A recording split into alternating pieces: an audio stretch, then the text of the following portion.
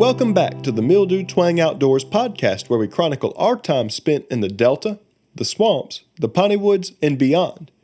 Here, we share our experiences and stories ranging from simple country living to lesser-known stories of American culture and what all of this means for us as Christians in today's world. The next few weeks are going to be a little bit unusual in how we approach our topic. Instead of telling my stories, I will be presenting the story of the American mountain men. We will specifically be looking at the life of Jim Bridger and all that he accomplished in light of American history and the development of the western frontier. Now, if you haven't figured this out yet, my mind runs at 100 miles per hour at all times, and I have a hard time narrowing down a topic, as there are oftentimes rabbit trails to walk down. This series will be no different in that aspect, so please bear with me and tag along as we dig into American history. And before we get going with our big story, just know that there are a lot of sources that were used to develop this podcast, and every one of those sources will be available in the show description. So if you have an interest in any particular point, please look in the show description, or better yet, send me an email or a message or leave a review with your comment so that I can see it and I can address it as appropriate. Climb aboard our keelboat and let's hit the Missouri River.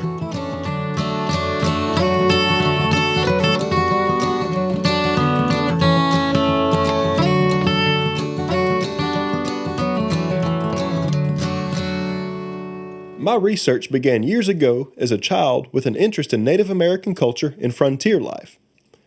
Brewster Martin Higley VI wrote a poem titled The Western Home, which would later be recorded as the song Home on the Range. This old cowboy tune outlines the western prairie in all of its glory: buffalo, deer, and antelope graze in abundance, cloudless blue skies, open grasslands, and stars shining as far as the eyes can see.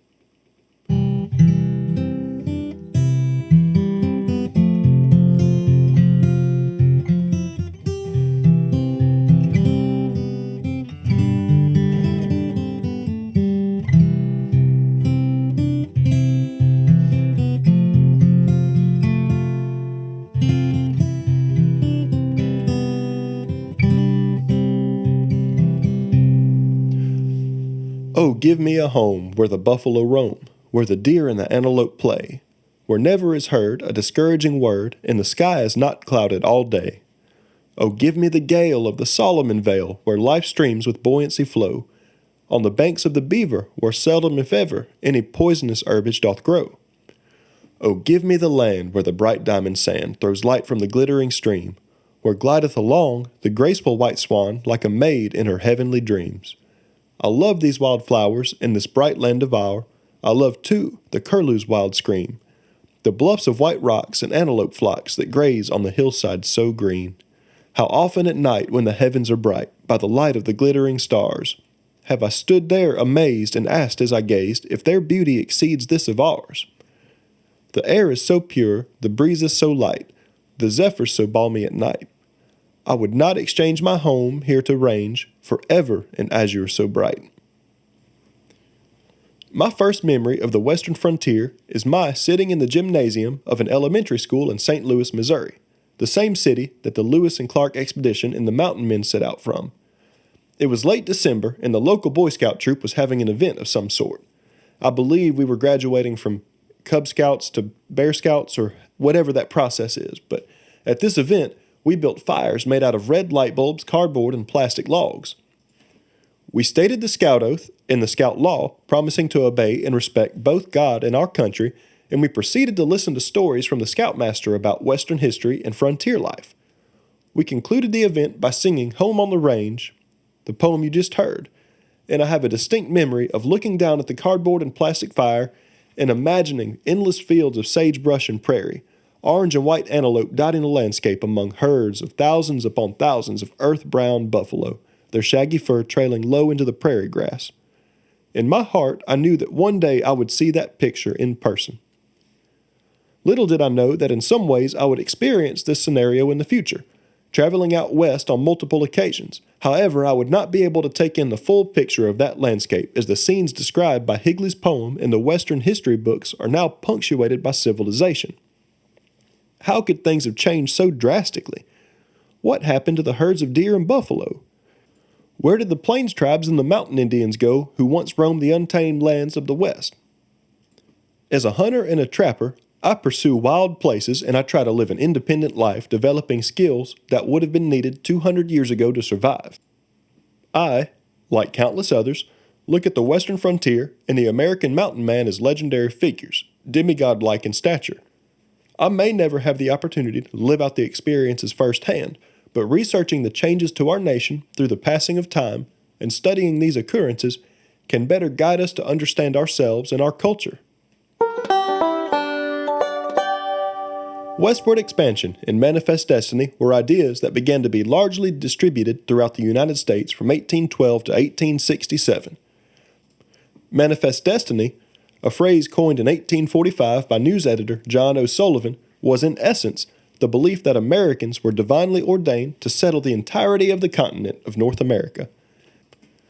This movement would lead to the growth of the United States through the development of land on the western frontier, but it would also force the removal of Native Americans and greatly impact native animal species like buffalo and beaver through overhunting and overtrapping.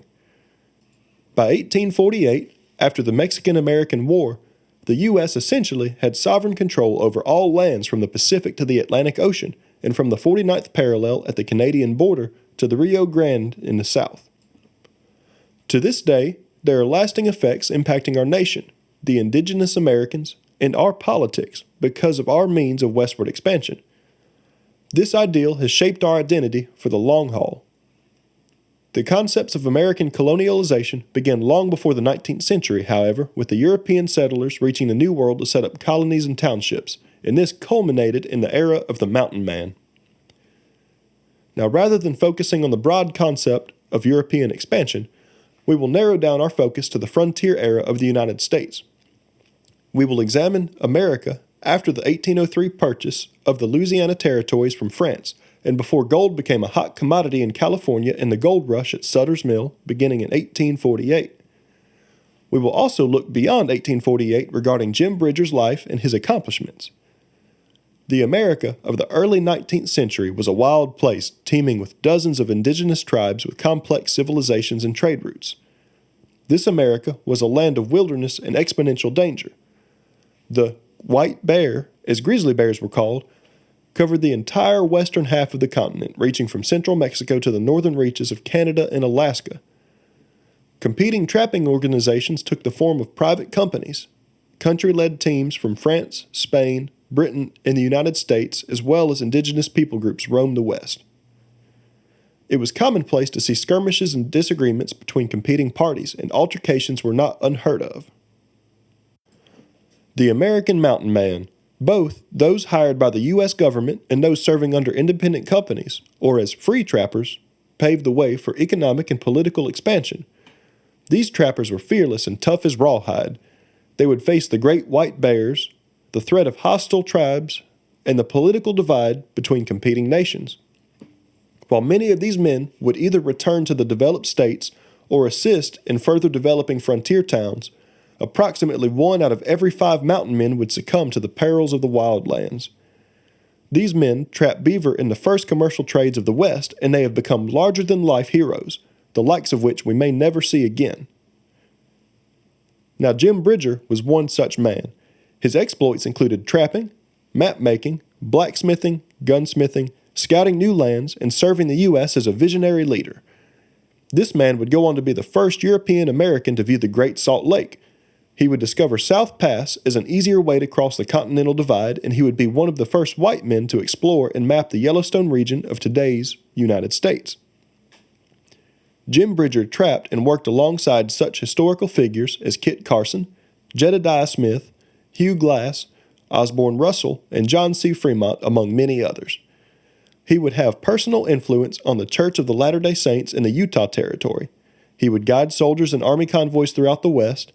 He would play a key role in the Oregon Trail and the mail roads connecting the East and the West, and he would have huge impacts on the native people by maintaining positive relationships with them when it was possible. Let's dig into Jim Bridger's early years. Jim Bridger was born in Richmond, Virginia on March 17, 1804, just 2 months before the start of the Lewis and Clark expedition. Bridger's father, an innkeeper and a surveyor, moved his family west to the Illinois Territory around 1812. About 1818 in St. Louis, after the death of his brother, his mother, and his father, young Jim Bridger would go on to run a river ferry boat, learning the ins and outs of reading the signs on the river. This job began as a means to help support his sister. Jim then went on to apprentice as a blacksmith under the famed gunsmith Philip Creamer in Illinois.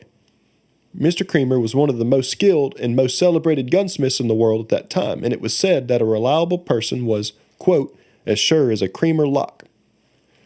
Now, for those who don't know what a lock is, it isn't what closes a door.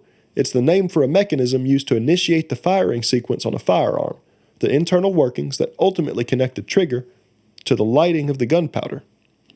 Under Creamer's watch, Bridger would serve the Potawatomi tribe by assisting in repairing their guns, their tools, and more.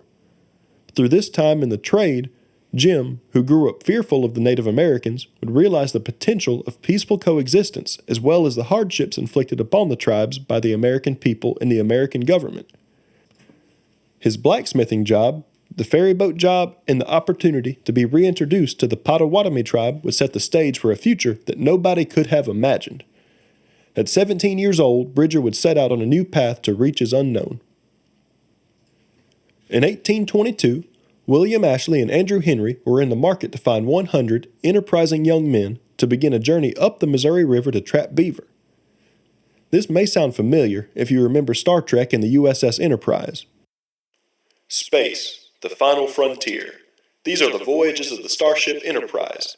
Its 5-year mission, to explore strange new worlds, to seek out new life and new civilizations, to boldly go where no man has gone before. Now, it might just be a coincidence, but the Star Trek slogan closely mimics the enterprising young men of the early fur trade. The planned journey was to be a 1,500-mile trip via keelboat on the river, followed by another 1,000-mile journey on land before reaching the final trapping destination. Seemingly without hesitation, Bridger signed on. He would be provided with a gun, powder and balls, and traps, though additional commodities would have to be bought on credit. So what? He was destined to embark on a great adventure with a promised pile of beaver pelts to make a fortune. As we discussed earlier, things would get interesting as Henry and Ashley's Fur Company would be competing with the Missouri Fur Company, both in town gathering men and supplies and out west on the frontier. What was so great about the beaver anyway? Well, I sure am glad you asked. Beaver pelts, called plues, were a hot commodity as a means of trade between Europeans and Native Americans. Beginning in the 1500s, pelts were often traded for tools and weapons. The fur trade ran for several hundred years before just about coming to a halt in the mid-1800s as the beaver population dwindled and silk hats became the top fashion trend around the world. As we read about the mountain men and their accomplishments, keep in mind that their entire existence, before development in the West, was to provide pelts to make fashion items. It's interesting to put this story into that perspective. The process of making a beaver felt hat was not particularly complicated on paper. Pelts were trapped across the frontier and were stretched out and dried on a willow hoop. These were transported back east to various partners in the hat-making business. After making the long journey across the country, the pelts would be prepared for hat making. Oftentimes, they would be soaked in a mixture of mercury diluted in nitric acid before being sheared, but this depended on the quality of the pelt and the species of animal being used. Not all pelts required this process. The mercury had lasting effects on the hatter, leading to shakes and impacted speech. Long-term side effects might include hallucinations and psychosis. Between the mountain men and their struggles and the hatter's job, fashion was awfully deadly. After shearing, the wool and fur were graded and separated into multiple piles. The material was then felted, using moisture and agitation. If you've ever washed your hand-me-down wool sweaters in a washing machine on a high-heat cycle, the wool will mat up and meld together. This is felting, and it was used to produce beaver fur hats. Additional processes were required to form a complete hat, including boiling, dyeing, waterproofing, and trimming. Let's jump back over to Henry and Ashley and see how they're doing. April 3rd, 1822 was to be the day. Andrew Henry set out with the first keelboat, Jim Bridger on board and working as a man should work. Now, a keelboat is a long, narrow boat modeled after a giant pirogue, almost like a canoe. Now, in shallow water, the boat was propelled using setting poles. The men would line up on the sides of the boat and would set their pole at the bottom of the river. They would then walk down the boat in a line, one man after the other, propelling the boat forward. Put simply, the boat would move underneath the man as he walked, like a treadmill. At the end of the boat, the men would lift their pole and walk back around to start the poling process over. What this means is that although they were on a boat, the trappers and the mountain men would be walking the entire way to their destination. In deep water, which was rare in the Rocky Mountains, there would sometimes be oars utilized, or on some boats a mast and a sail. The most gruesome boat propulsion method was called cordling, which was a long, strong cable used to pull the boat by hand.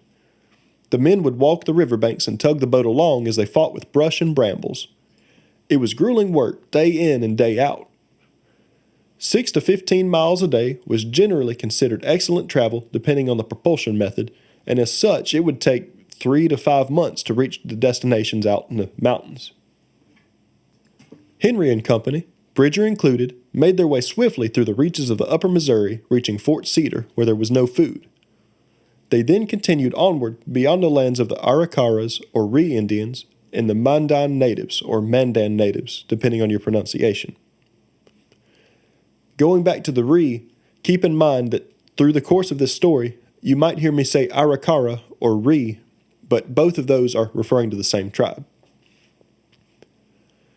As the men crossed the lands of the Assiniboines, Jim saw his first interesting interchange, their party losing 25 horses to the tribe through theft. Ultimately, Henry and his party, Fink, Bridger, and others, arrived at the confluence of the Yellowstone and Missouri rivers in August of 1822, where they worked together to build Fort Henry out of hewn logs and cut timbers, all done by hand. The second keelboat of the expedition, which set off on May 8, 1822, overturned, and the party lost thousands of dollars of goods and equipment. Despite the frustrating setbacks, Henry's group of mountain men was divided into 3 units. One unit was intending to stay with the fort and trade with passing natives and trappers. The second unit was going to move further up the Missouri River to keep trapping in new waters. The third unit traveled up the Yellowstone River and Powder Rivers as far as they could to reach areas that were previously undiscovered by mountain men, U.S. mountain men anyway. You may be wondering how these old school folks trap beaver. Well, beaver trapping is not largely a complicated trade, but it takes a deep understanding of the quarry and an ability to outsmart the animals. Now, you guys might be laughing at that statement, outsmarting a giant rat, but I can tell you from first-hand experience that beaver trapping is a rather laborious and complicated task.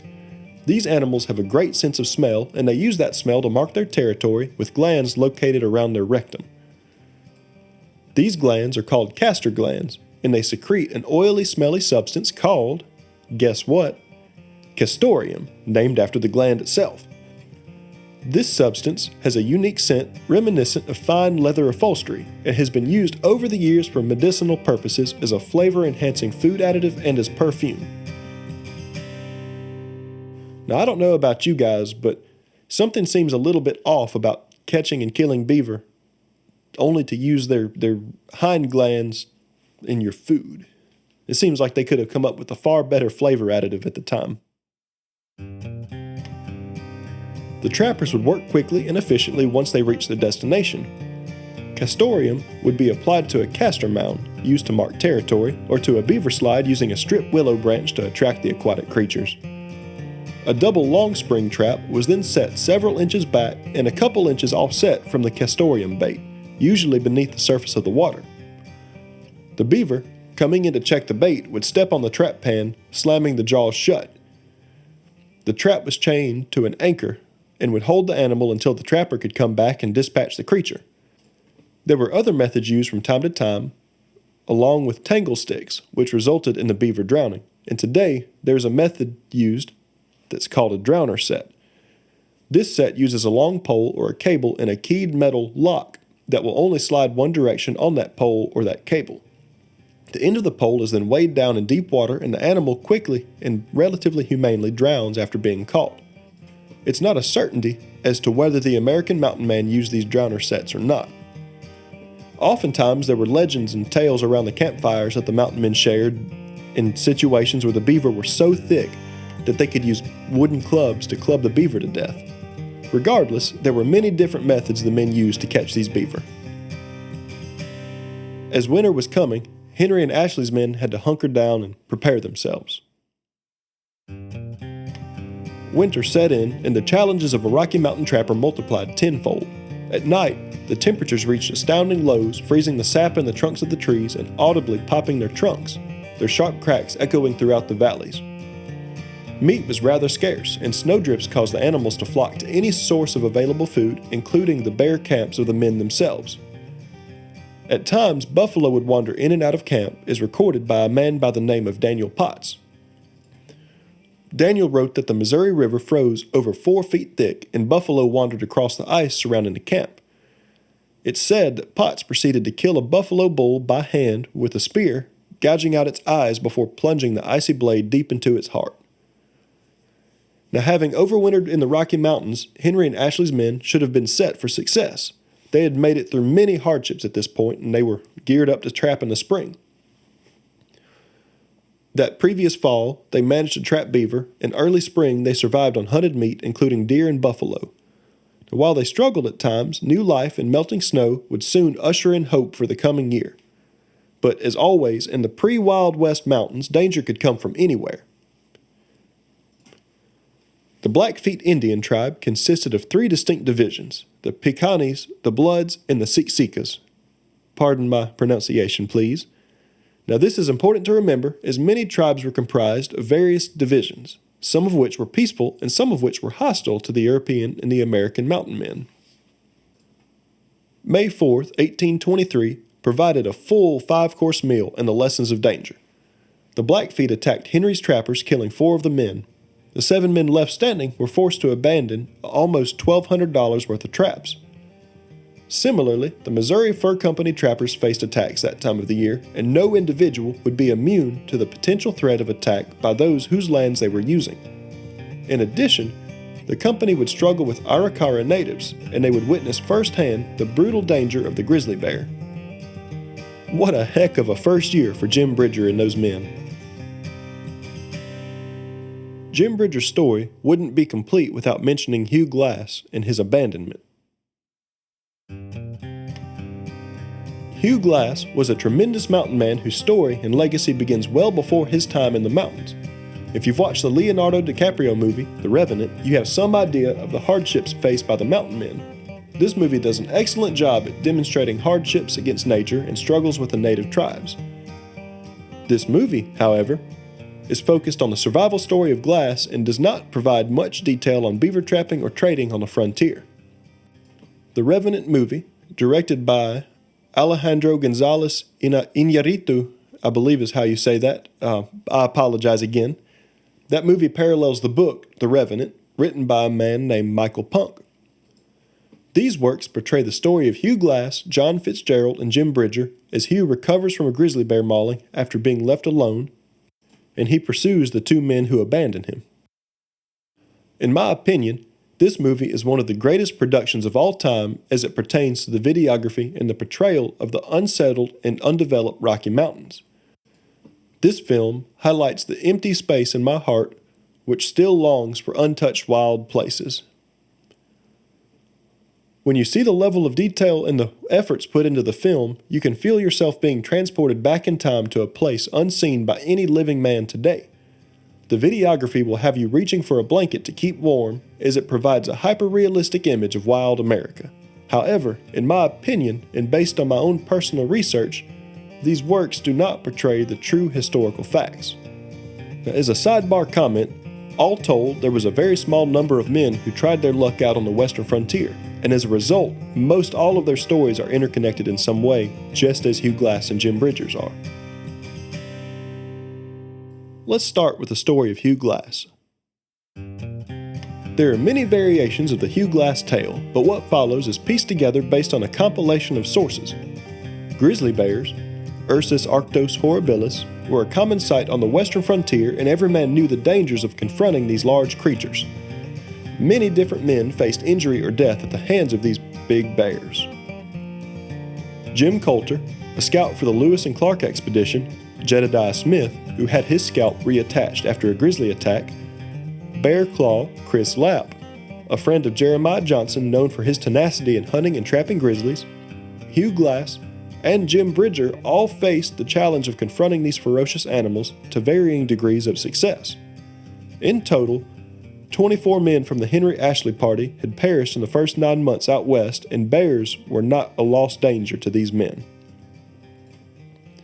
Hugh Glass was a member of a fur company and allied Indian campaign to fight against the Arikara or Ree Indians in the summer of 1823. It had been determined by the leaders of the party, Ashley and Henry, that the Missouri River was not a suitable method for travel as the hostile natives had become too great of a threat. As such, the new formed alliance was assembled to take care of the problem dreary. After the confrontation with the Arikara, Jedediah Smith would take charge of one group of men and head west up the White and Cheyenne rivers, while Andrew Henry would lead a second group to Fort Henry at the mouth of the Yellowstone River previously mentioned. The plan was to meet up at the Bighorn River. Smith was to contact the Crow Indians and establish an effective trade alliance with the goal of learning about untouched beaver-rich lands. Henry was to reach the fort safely and establish a home base, though he was in a rush as the land surrounding the fort was located in hostile Blackfeet territory. As luck would have it, due to the loss of 54 horses to the Blackfeet, Assiniboine, Arikara, Henry's party would have to travel by foot along with their pack animals.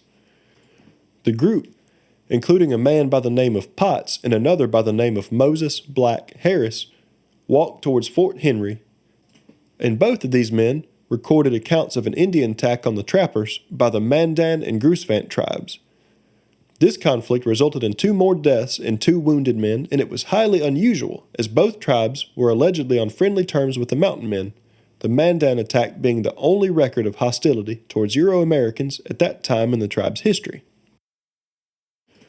Well into the summer, Henry and his surviving men were far up the Grand River Valley. Hugh Glass, who was a hired hunter at the time, was far ahead of the group scouting for game when he happened upon a sow grizzly with 2 cubs. Glass was severely mauled, and his screams for help alerted the other men of the party who rushed to his aid, killing the bear.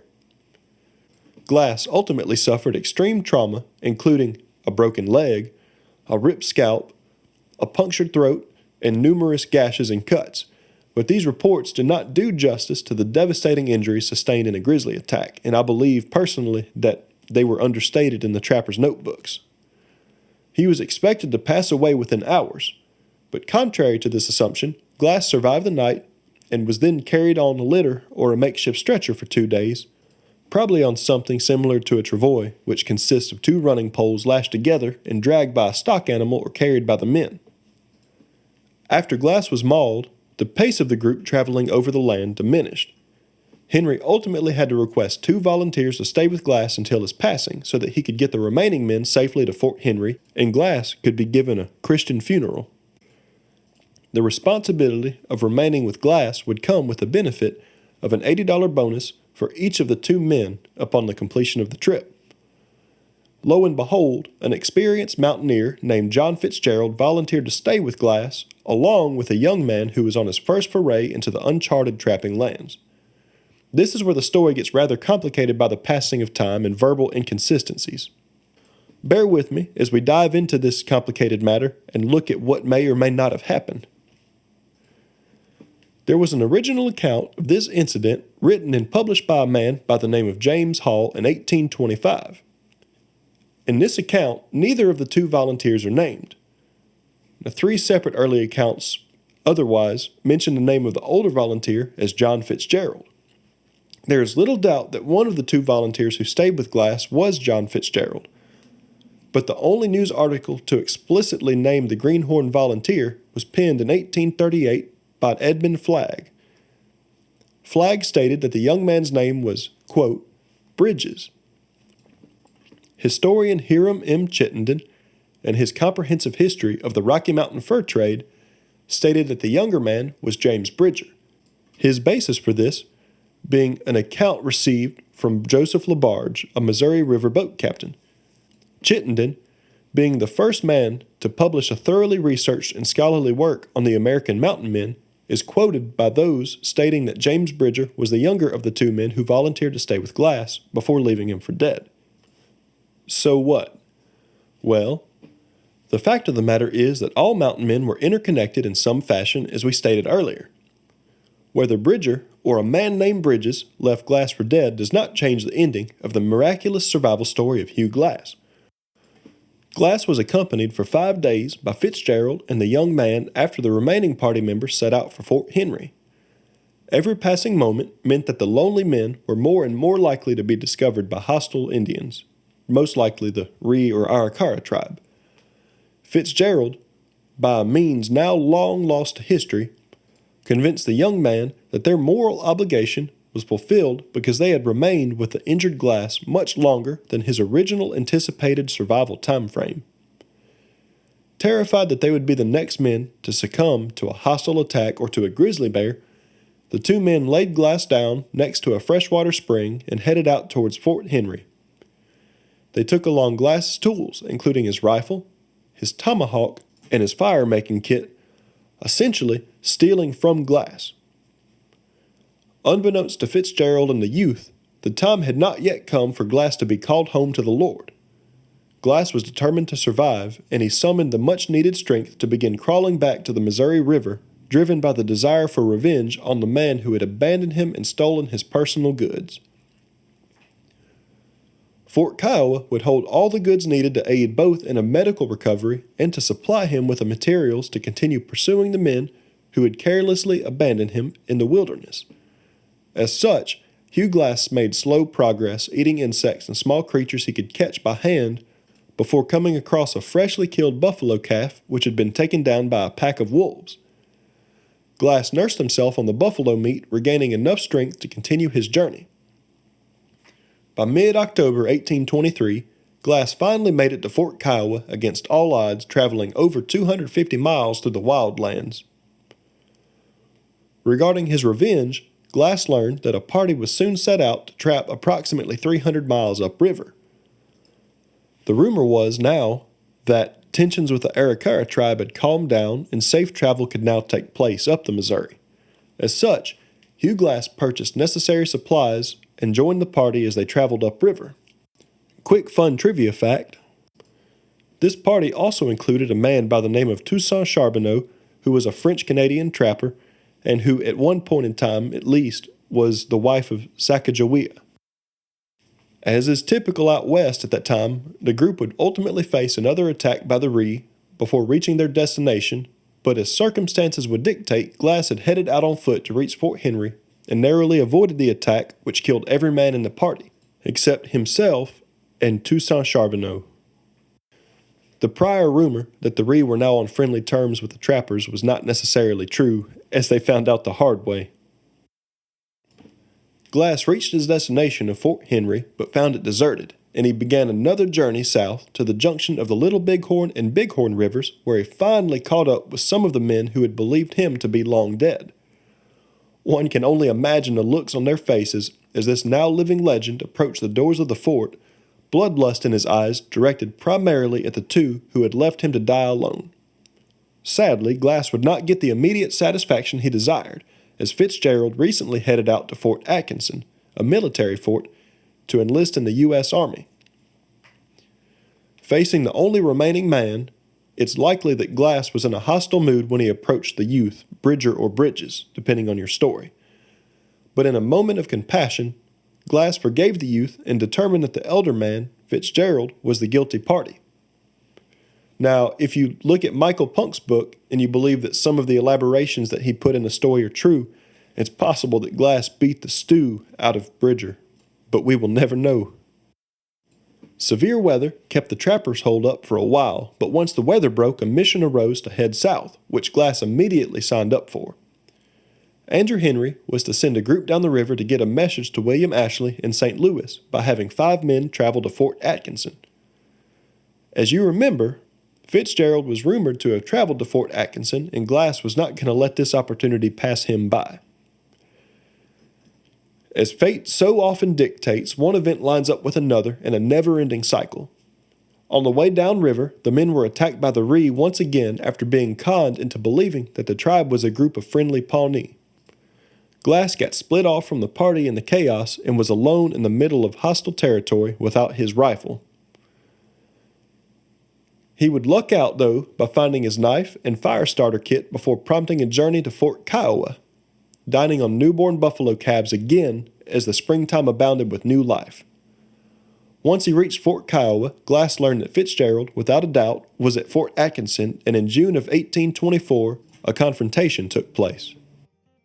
After all the trouble and the hardship he had gone through due to the disrespect and poor judgment of Fitzgerald, it would seem plausible that Glass would have lost his temper. It wouldn't have been hard to imagine him storming into Fort Atkinson and whooping up on Fitzgerald as if he were nothing but a piece of meat. Remember, these mountain men lived in a live-or-die world, and they faced the immediate consequences of their actions, regardless of the severity. But this would not come to pass. Glass demanded a face-to-face meeting with John Fitzgerald, but Fitzgerald now belonged to the U.S. Army. The government wasn't going to let some wild mountain man have a go at their new recruit, and they needed all the men they could get. So ultimately, Glass retrieved his rifle after relaying his story to Fitzgerald's captain.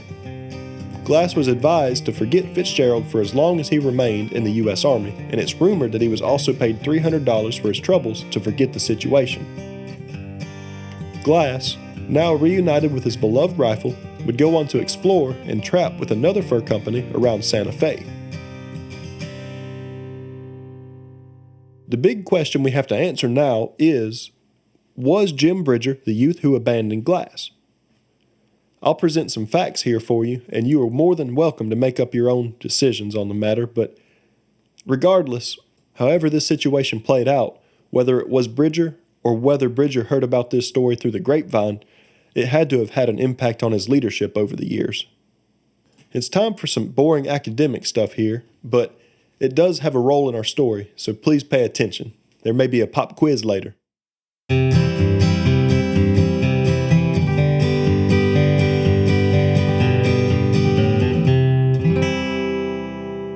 James Hall published an account of Hugh Glass in 1825, but he failed to name the two volunteers. Philip St. George Cook wrote in 1830 that a man named Fitzgerald and a, quote, youth of 17 attended to Glass. George Yount heard the story from a friend named Allen, who was with the group. Yount went on to tell the journalist in the 1850s that the volunteers were, quote, a man and a youth. Edmund Flagg, a published author new to the West, wrote in 1839 that Glass was cared for and left by two men named Fitzgerald and Bridges. In the 1890s, in an interview with Hiram Chittenden, Joseph LaBarge, once a steamboat captain and now an elderly man, said that tradition dictated that the younger man was Jim Bridger. Chittenden went on to remark that, quote, there is no other proof of it than this intangible tradition. Edmund Flagg was the only writer to speak of the younger man as an individual named Bridges. Flagg published his version of the story on September 17, 1839, titled Adventures at the Headwaters of the Missouri. Flagg claimed to have received his information from a, quote, very intelligent man who was present on the expedition. But this tactic was commonplace in the day and was often a vain attempt to validate a publication as accurate for resale. Flagg's writing is full of inconsistencies when compared to the logbooks kept by the trappers and the leaders of the Mountain Man Party. Flagg stated that Glass's rifle was auctioned off to the highest bidder, while the rest of the sources state that Fitzgerald kept the rifle. Flagg also stated that Glass would arrive at Fort Henry to confront his cowardly nemesis, but Fort Henry had been abandoned by the time Glass would have arrived. Flagg also did not discuss the efforts Glass made in order to reach Fort Atkinson to confront Fitzgerald and recover his rifle. There were multiple men named, quote, Bridges involved in the fur trade on the western frontier. This was a fact. There was undoubtedly a man by the name of, quote, James Bridges, not our Jim Bridger, as handwritten receipts had this name listed on them, but confusion led some to believe that this could be our target man, Jim Bridger. Jim Bridger, however, our Jim Bridger, was illiterate and was not able to read or write, as validated repeatedly throughout his life. All of this being said, James Bridges, the man whose name was on the hand receipts, should have been much older than Jim Bridger at the time of the bear attack, leading to a lot of controversy. A key argument I'm making against our Jim Bridger being the youth to remain with Glass is, in my opinion, his rising popularity. While the name Bridger and Bridges are only one letter apart, Jim Bridger was a rising superstar and a legend among those familiar with the frontier lands, including both Euro-Americans and native tribes.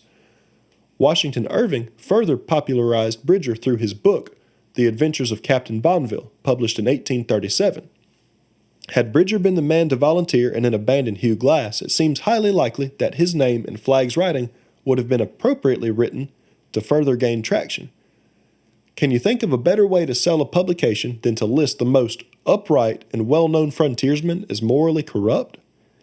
How sensational that would be! Such a publication would have resembled today's grocery store tabloids portraying celebrities in various half-truthful stories to aid in selling more and more magazines.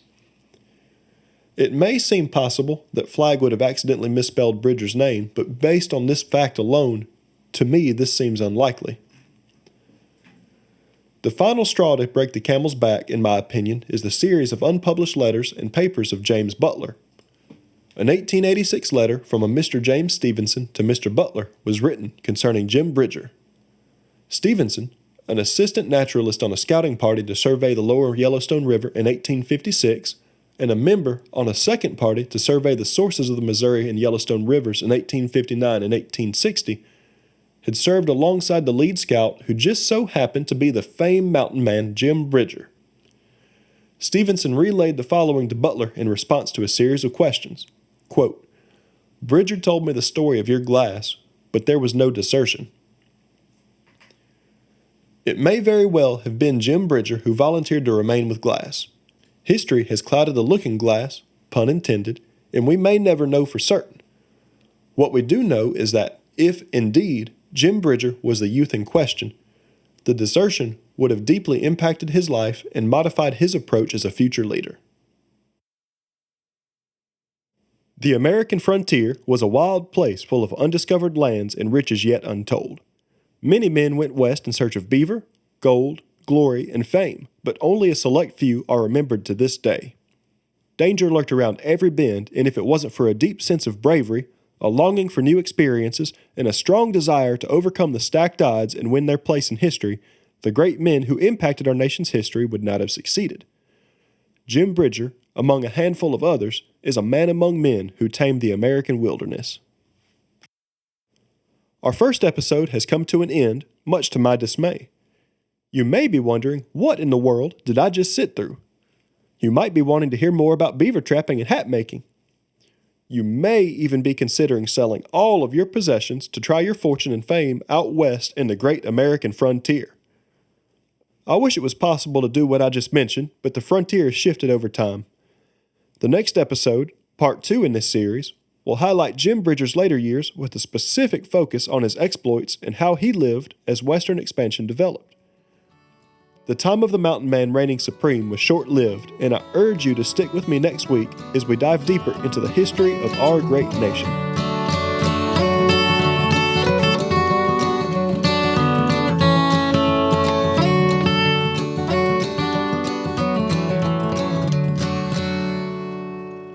I sure hope that you've enjoyed this week's episode. All of the resources used to develop this series are listed in the show description. I personally rarely ever look at the sources used to develop a podcast after listening, but I urge you to please check out these websites and books. Specifically, the book, Jim Bridger, Trailblazer of the American West. This book, written by Jerry Ensler, is a book that you need to buy or pick up at your local library. I learned more about the history of our great nation through this one book than through the entirety of my high school and college coursework, and it's written in such a way that you can move through it at your own pace. Up to this point in time, we have done well with the show considering my limited personal experience in using social media and marketing. If you enjoy our show, please consider sharing us with your friends and family. We will continue to share family-friendly content, and I ask for your help in developing this show. Additionally, Please consider sending me feedback through your podcast app or on social media to help further refine our shows, and follow us if you like our content. Thank you for your continued support. Love in Christ.